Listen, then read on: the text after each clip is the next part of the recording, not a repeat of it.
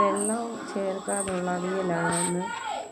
ഇത് അവിയലിലെ കഷ്ണങ്ങളെല്ലാം പച്ചക്കറിയൊക്കെ അരിഞ്ഞ് വെച്ച് തേങ്ങയും ഉള്ളിയും ജീരകവും കറിവേപ്പില പുളി വെള്ളത്തിലിട്ടു എല്ലാം റെഡിയാക്കി വെച്ച് ചട്ടിയിൽ എണ്ണ ഒഴിച്ച്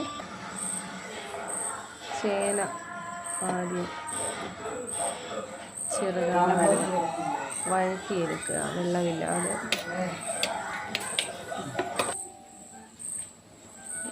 കഷ്ണങ്ങളിലേക്ക് മഞ്ഞൾപ്പൊടി ഉപ്പ് ഇട്ട് ഇളക്കി വെച്ചു.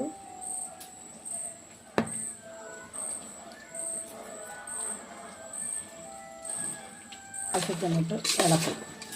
കഷ്ണം എല്ലാം ഇളക്കി വെക്കും. ചേന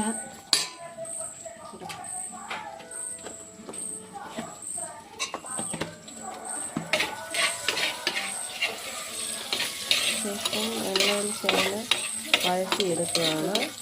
ഉള്ളി വെള്ളം ചേർക്കാതായി അവിയൽ വയ്ക്കുന്നത്. കഷ്ണത്തിൻ്റെ വെള്ളം മാത്രമേ ഉള്ളൂ.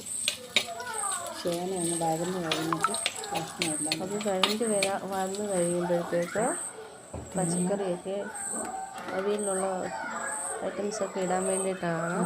അപ്പോഴത്തേക്ക് നമ്മൾ ചിരകി വെച്ച തേങ്ങയും ഉള്ളിയും ജീരകവും കൂടെ ജസ്റ്റ് ഒന്നടിച്ചെടുക്കും. ജസ്റ്റ് ഒറ്റ ഒരടി മിക്സിയുടെ ജാറിൽ.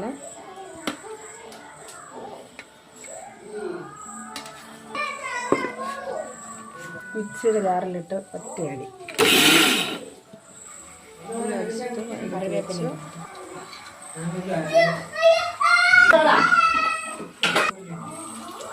അപ്പോഴത്തേക്ക് ചേന ചെറുതായിട്ട് വഴണ്ടി വരുന്നുണ്ട്. പിന്നെ മഞ്ഞൾപ്പൊടി ഇട്ട് കൊടുക്കുകയാണ്.